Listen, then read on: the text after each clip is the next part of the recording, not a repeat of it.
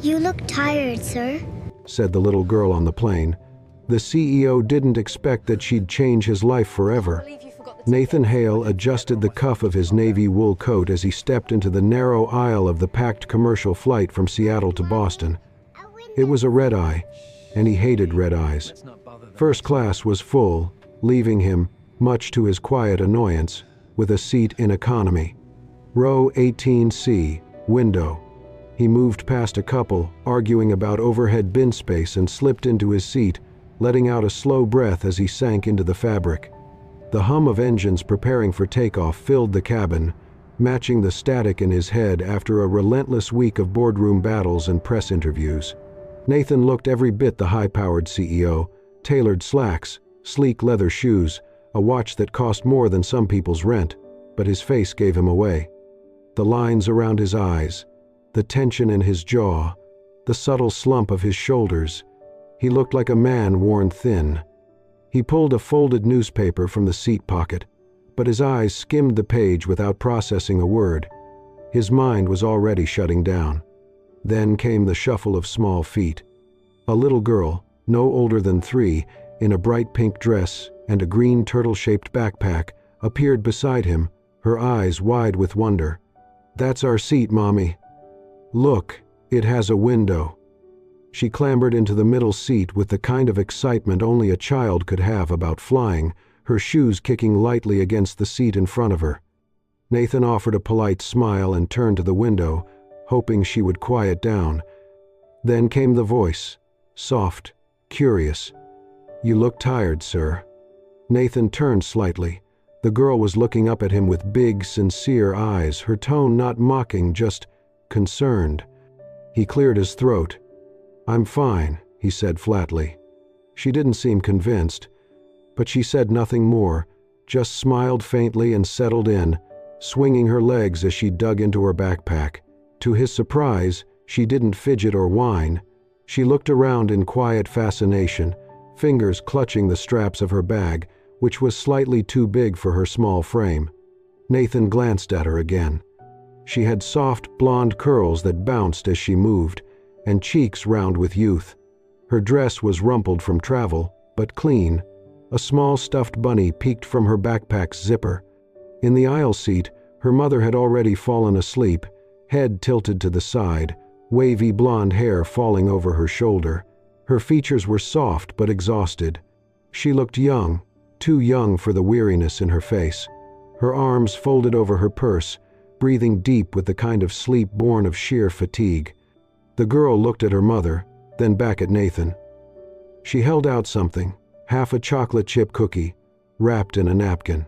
"For you," she said simply. He blinked. "No, thank you," he replied. Her brow furrowed slightly. "You can have it. I have more." Nathan hesitated. Something in her open, unbothered expression made it hard to say no. He took the cookie. "Thank you," he said, quietly. She smiled. Like that one word made her day. He took a bite. Sweet, crumbly. The plane began to taxi. The lights dimmed. Nathan leaned back, closing his eyes. The girl adjusted, leaned her head against the armrest, and hugged her stuffed bunny. Her mother remained asleep, chest rising and falling in a steady rhythm. Nathan opened his eyes once more, glancing at the small figure beside him. A strange warmth settled in his chest, unfamiliar but not unwelcome. For the first time in a long while, someone had looked at him and seen him. Not the suit, not the company. Just a tired man. And that someone was a little girl with a green backpack. The cabin lights dimmed as the flight cruised above the clouds. Nathan sat still, shoulder slightly stiff under the weight of the sleeping child. Sophie's tiny head had found its way to his upper arm after she handed him that half cookie. He had not had the heart to move. Outside, the world had vanished into darkness, pierced only by scattered lights glowing like distant memories. Beside him, the woman in the aisle seat stirred. Her head lifted slowly. She blinked, disoriented, until she realized her daughter was no longer next to her. "Sophie," she said, upright now, voice hushed but sharp with worry. Nathan gestured for silence, then pointed to the girl asleep against him. "She's okay," he said gently. "She fell asleep a little while ago." The woman, Elena, exhaled deeply. Her shoulders sagged. One hand went to her chest, then reached to touch her daughter's back, just to be sure. "I'm so sorry," she said, her voice raspy. "I didn't mean to doze off. I must have been more tired than I thought." Nathan shook his head. "No harm done." She pushed back some tousled blonde hair and gave him an apologetic smile, soft, a little embarrassed. "I just finished 3 overnight shifts. Got off work at 5 this morning, came straight to the airport. Thought I could stay awake." He glanced at her, really looked young, but weary. Eyes lined from sleepless nights, faint circles beneath them. But her voice was warm, and the way she gently rubbed Sophie's back said more than words. "You work in healthcare?" he asked.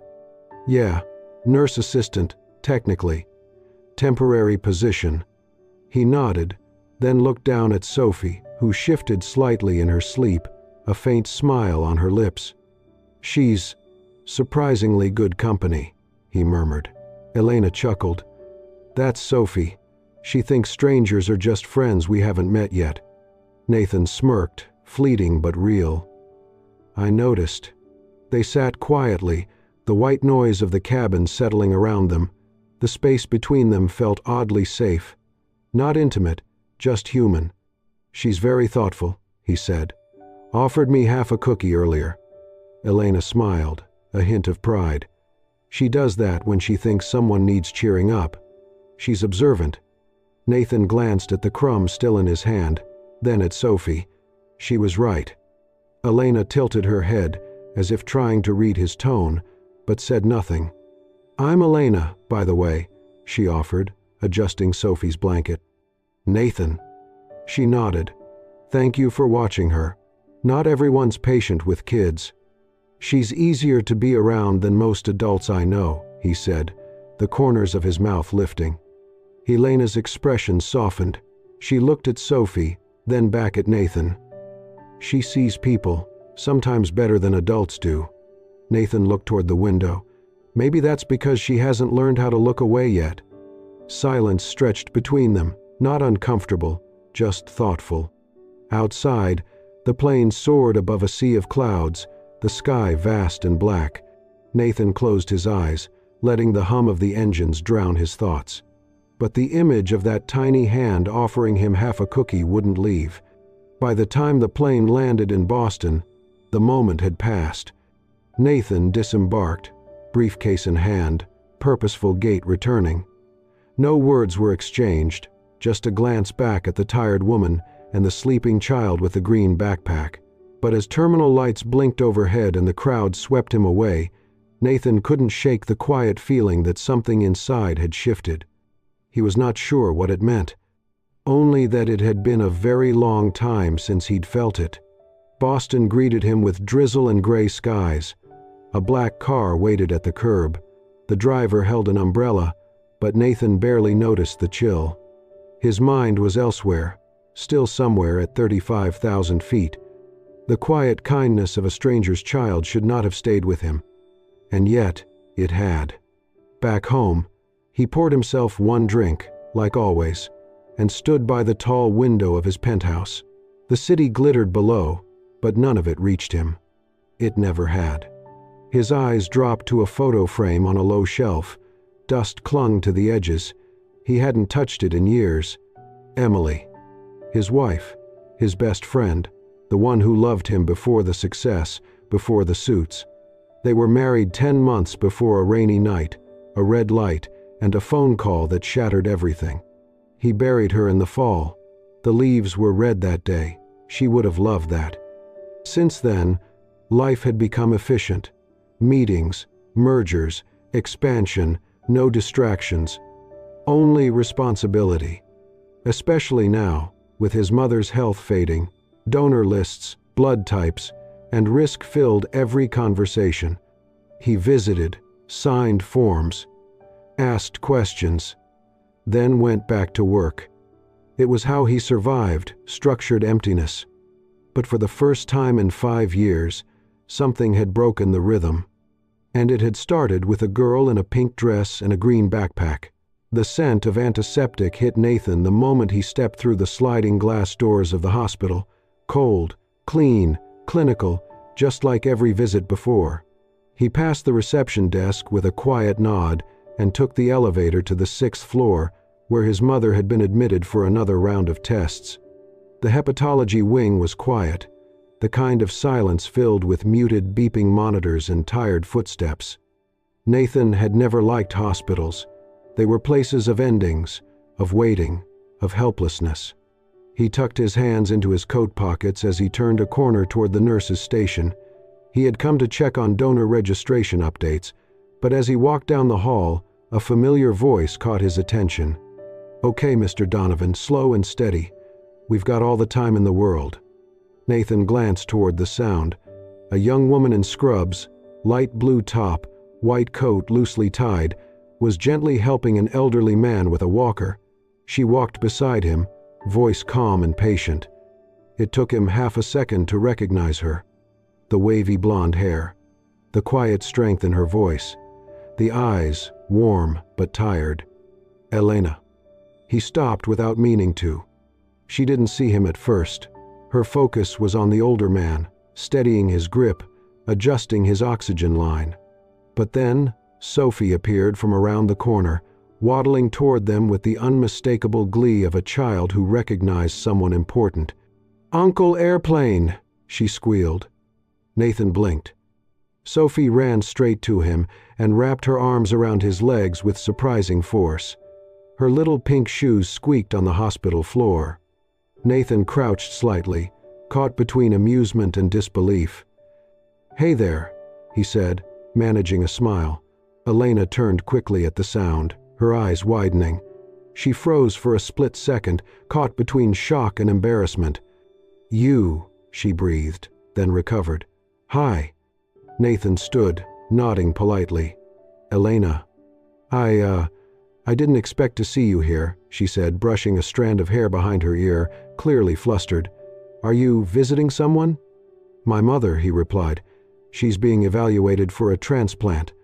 I come in a few times a week." Elena nodded. "I see." They stood in awkward silence before she motioned to the elderly man. "I should get Mr. Donovan back to his room," she said softly. Nathan stepped aside. "Of course." But Sophie clung to his leg again.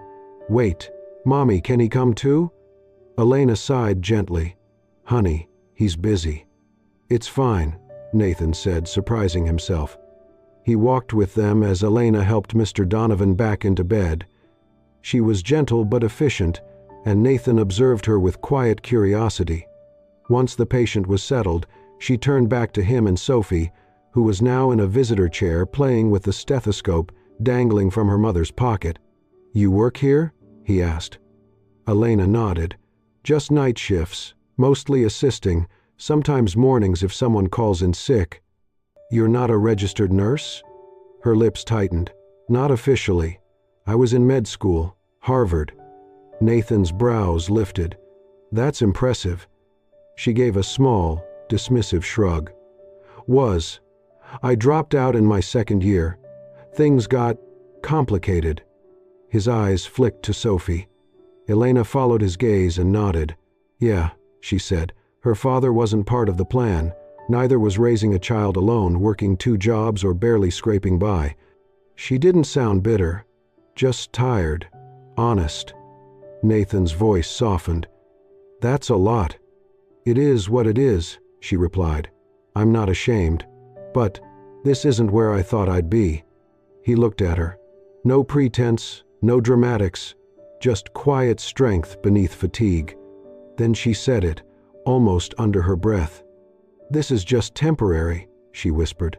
"I used to dream of being a surgeon." Her eyes flicked up to his, and for a second, Nathan didn't know what to say. He only knew he understood. Dreams left behind. Plans rewritten by loss. He saw her in a new light, not just as Sophie's mother, but as someone who had carried broken dreams with grace.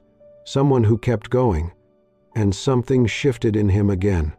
Maybe fate did not come with grand announcements. Maybe it just walked quietly beside you, in scrubs and sneakers, holding a little girl's hand. The days following their unexpected reunion passed in quiet rhythms. Nathan found himself visiting the hospital more often, not just for updates on his mother's condition, but because something about that hallway, that moment, lingered. Elena never asked for anything. She moved through her shifts with steady focus, on the patients, on Sophie, on keeping everything from falling apart. But Nathan noticed things. The medical textbooks she read during breaks were old and worn. The notes scribbled on napkins and scraps. The way her hands trembled when she thought no one was watching. One afternoon, after a board meeting, Nathan left a small bag at the nurse's station.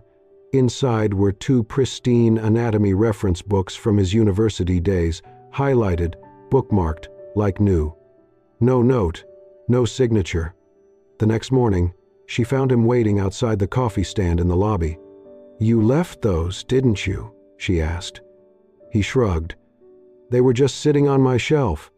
She smiled, a quiet, hesitant smile. "Thank you." It became a pattern. Nathan connected her with a retired Harvard professor who had once spoken at a fundraiser, arranged a brief meeting under the pretense of a casual visit. No promises, no pressure. Elena didn't protest, but she never asked for more. Meanwhile, Sophie grew fond of him. She insisted on calling him Uncle Star after Elena told a bedtime story about stars guiding people home. Each evening, without fail, Sophie video called him to say goodnight. Nathan, who once ignored personal calls, now set reminders so he would not miss them. He listened to her sing off-key cartoon songs, watched her show off drawings of Dr. Mommy, and once even wore a crown she made from napkins and tape. Her affection disarmed him. It melted barriers he thought were permanent. Still, Nathan kept his distance. He never reached for Elena's hand, never lingered too long in her gaze. Because deep inside, guilt still sat in his chest like a stone. One evening, after a late meeting, Nathan returned to the hospital to drop off insurance forms. The halls were dim and quiet. On his way out, he passed the staff break room and paused. The door was ajar. Inside, Elena sat on a bench, still in scrubs. Her hair was a little messy, shoes kicked off. Sophie lay curled in her lap, fast asleep, pink dress rumpled, green backpack on the floor. Elena hummed softly, rocking slightly, her arms wrapped around her daughter. She looked exhausted, but peaceful in a way Nathan had never seen. He stood there for a long moment, unnoticed. Then, quietly, he stepped in. Without a word, he removed his coat and gently draped it over her shoulders. She stirred, eyes fluttering open. "I didn't mean to wake you," he whispered. She blinked, registering him. "I must have. Dozed off. I was waiting for her to settle." He crouched beside them. "I'll sit with her. You rest." She looked at him, tired, surprised, grateful. Then, too weary to resist, she leaned back and closed her eyes. Nathan sat on the floor beside them, legs crossed, arms resting on his knees, watching Sophie's quiet breathing. A few minutes later, a nurse passed the doorway and stopped. She was older, gray-haired, with kind eyes. She looked at the scene, Elena sleeping under Nathan's coat, Sophie in her arms, and then at Nathan. She smiled, a deep, knowing smile. "No one has ever done that for her," she said, just above a whisper. Nathan said nothing, but something inside him twisted and softened, all at once. And for the first time in years, he allowed a thought to come, clear, terrifying, and true. Maybe he did not want to be alone anymore. Nathan sat alone in his office, late evening shadows stretching across the floor to ceiling windows. A stack of quarterly reports sat untouched on his desk. His laptop screen glowed with an open internal HR database, his fingers hovering over the keyboard, hesitating. He had not meant to look into Elena's name, But ever since their conversation, her soft whisper, "I used to dream of being a surgeon," had stayed with him like a weight he couldn't shake. He typed her name slowly. Elena Brooks. One result appeared. An application to Hawthorne Memorial, one of the private hospitals under his company's umbrella, dated nearly 2 years ago. It had been marked rejected, insufficient credentials, background inconsistency. Nathan frowned. He clicked through the notes. Left Harvard Med in year 2, single mother, no references, possible disciplinary gap, no mention of her clinical grades, no follow-up, no interview. His jaw tightened. He checked the approval chain. It had been processed by an entry-level HR manager. A rubber-stamped decision. No nuance, no context. Nathan sat back, rubbing his temple. This was his company, his name on the wall, and a woman like Elena, qualified, capable, trying, had been dismissed without even a conversation. The guilt crept in quietly. The next day, Nathan requested a review of the hiring protocols across all medical affiliates. Quietly, discreetly. He proposed a new initiative, a retraining and support program for medical candidates who had paused their education due to life circumstances. No press releases, no headlines, just a fix, starting with Elena. He didn't tell her, but the news found her anyway. She showed up at his office 2 days later, her face pale, jaw tight. "You went through my file," she said. No greeting, no smile. Nathan stood slowly. "Elena, you thought I wouldn't find out? That I'd just say thank you and feel grateful?" He took a breath. "I was trying to make it right." Her eyes burned. "By what? Pulling strings? You think I want pity? A fast pass because I had a baby?" "No," he said firmly, "because you deserve a fair shot, and you didn't get one.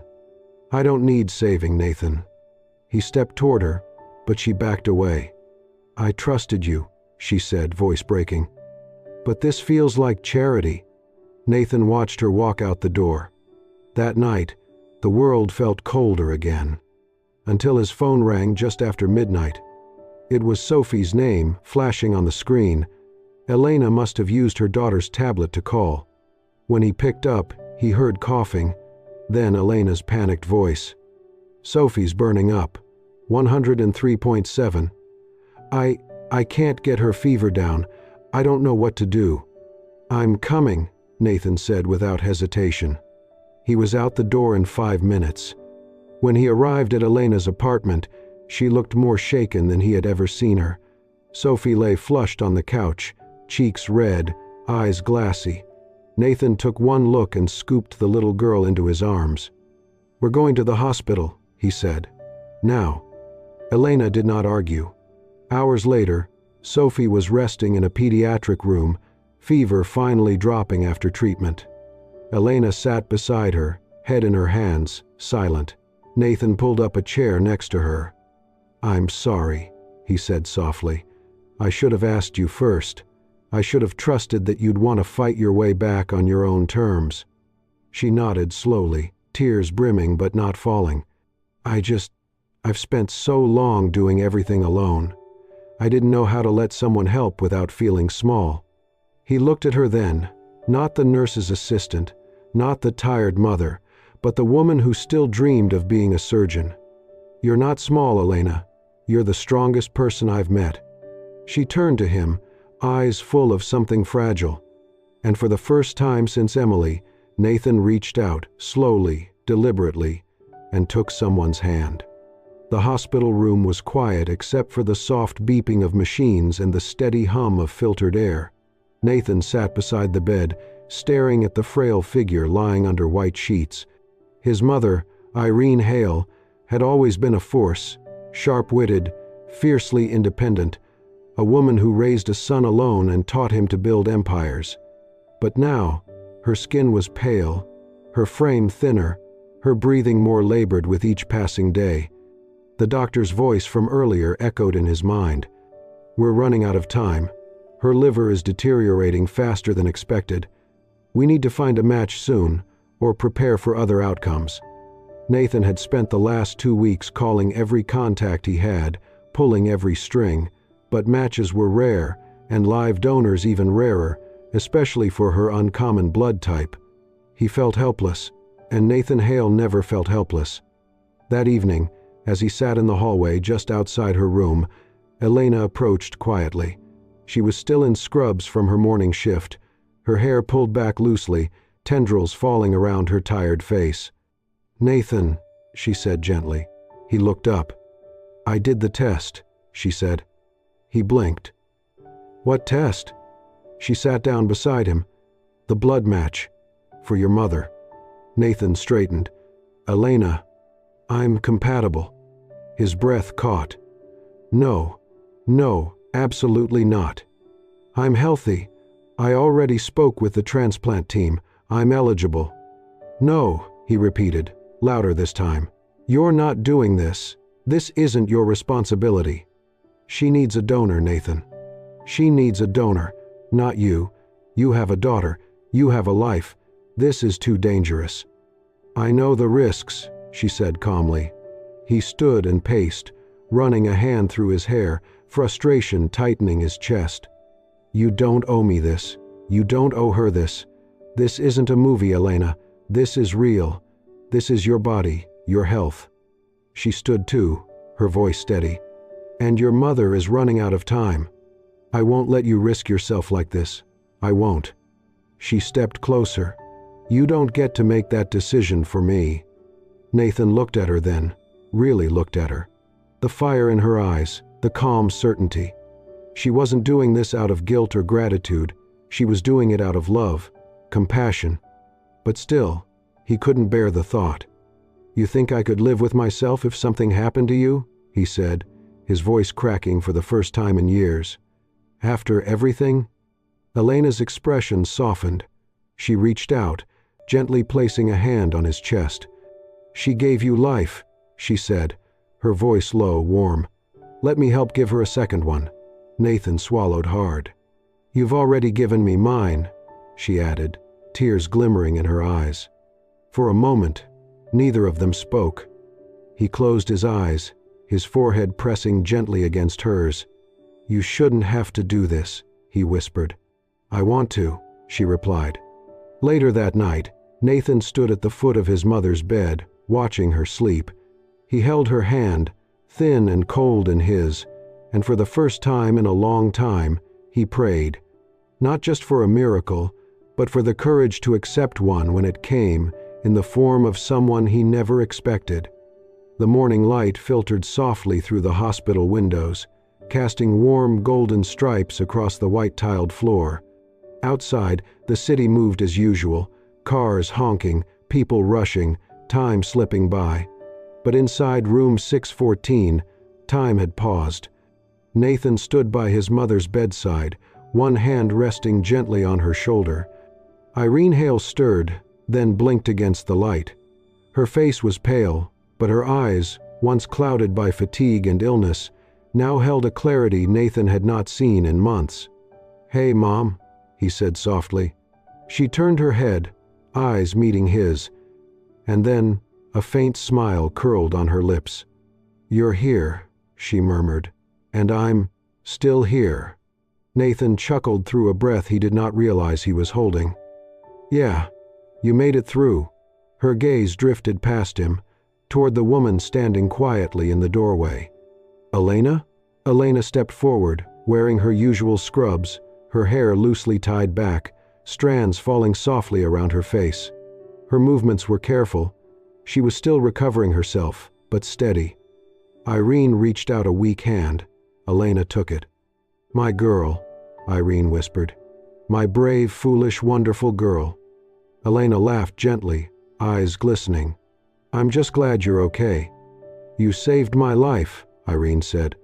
Then, looking over at Nathan, she added with a smile, "And his too, even if he's too proud to admit it." Nathan rolled his eyes with a soft smirk, but his heart swelled. Later that afternoon, he asked Elena and Sophie to meet him in the hospital's children's playroom, a colorful little space filled with art supplies, teddy bears, and quiet corners of joy tucked away from all the machines and medicine. Sophie skipped ahead in her pink dress, her green backpack bouncing with each step. Nathan was already waiting inside. Elena paused in the doorway, a bit confused. "You sure this is where you wanted to meet?" He nodded. "This room seems right." She stepped in as Sophie ran to a corner to pick out a stuffed bunny. Nathan reached into his coat pocket and pulled out something wrapped in a small napkin. "I was thinking," he said, "about the moment everything changed for me." He unwrapped it, half a chocolate chip cookie. Elena stared. "This isn't the original," he said with a chuckle, "but I never forgot it." She raised an eyebrow, a small smile forming. "Sophie's cookie?" He nodded. "That flight, that night, I was exhausted. I was empty, really. I thought I had nothing left to give anyone. And then this tiny girl with crumbs on her cheeks handed me a broken cookie like it was the most important gift in the world." He took a breath, his voice steady. "And then she gave me you." Elena blinked back tears. Nathan knelt down on one knee, holding up the cookie. "I don't have a ring yet," he admitted, "but I have this, a promise, a beginning. Elena Brooks, will you build something messy, real, and beautiful with me? Will you marry me?" Elena covered her mouth with her hand, laughing through her tears. "With a cookie?" He grinned. "It worked the first time." Sophie clapped from across the room, then ran over and threw her arms around Nathan. "Now you're not tired anymore, huh?" she giggled. Nathan hugged her tightly, his voice thick with emotion as he whispered into her ear. "No, sweetheart. You woke me up." Elena knelt beside them, and together, the three of them stayed there, in a room filled with tiny chairs and bright toys, surrounded by memories of sorrow and healing. What started as a chance meeting at 30,000 feet had brought them all to this moment. And it all started with a cookie. The late afternoon sun bathed the backyard in a golden hue. Leaves in amber and rust tones drifted from the maple trees surrounding the little white house in the Boston suburbs. Laughter echoed from the garden, where balloons danced in the breeze. A picnic table covered in pink paper was scattered with handmade decorations, drawings of cats, stars, and a big crayon-drawn number 4. Sophie's 4th birthday. She dashed through the grass in her signature pink dress, green backpack bouncing behind her, now filled with coloring books and plastic animals. Her cheeks were flushed with joy, a tiara slightly crooked on her head. She giggled under streamers, waving a ribbon wand like a parade leader. By the porch, Elena set down a tray of cupcakes. Her blonde hair was tied back in a loose braid, soft curls framing her face. She looked brighter, less tired, more alive. Dressed in a white button-up and jeans, a stethoscope in her pocket, she was months away from finishing her medical degree. A dream once lost was now within reach. Nathan stepped out with a gift wrapped in glittery pink paper, Sophie's pick, of course. In a navy sweater, sleeves pushed up, he looked more at ease than anyone could remember. He watched Elena for a moment, smiling. Inside, Irene Hale helped Sophie frost cupcakes. Her once pale face now warm with color, her movements steady. "Not too much, darling," Irene said, watching Sophie smear icing generously. "But maybe just a little more." Sophie grinned. "It's my birthday. We can break the rules, right?" "Absolutely," Irene winked. As the sun dipped low, the small group gathered around a cake topped with 4 flickering candles. They sang. Sophie squeezed her eyes shut, made a wish, and blew them out in one joyful puff. Nathan leaned in. "What did you wish for?" Sophie grinned. "Cake for breakfast tomorrow." He laughed. Dangerous thinking. Later, as twilight settled in and guests said goodbye, Nathan and Elena sat on the back steps, watching Sophie chase fireflies with a glowing jar. "I still can't believe this is our life," Elena said softly. He nodded. "I know." She rested her head on his shoulder. "We almost missed it." "But we didn't," he replied, wrapping his arm around her. They sat quietly, watching. Then, like a memory come to life, Sophie ran across the lawn, green backpack bouncing, pink dress catching the breeze. She turned, waved, and shouted, "Come on, slowpokes!" Nathan smiled. That little girl who once handed him half a cookie at 30,000 feet had handed him something more. A reason to live again, to love again, to come home. And that's how a simple moment on a plane changed 3 lives forever. If this story touched your heart, don't forget to subscribe to Soul-Stirring Stories and hit the hype button to support more tales that heal and inspire. We bring you emotional, heartwarming stories that remind us of the power of love, kindness, and second chances. Thank you for being here. Until next time, stay hopeful and never underestimate the impact of a single act of compassion. Soul-Stirring Stories. Stories that touch your soul.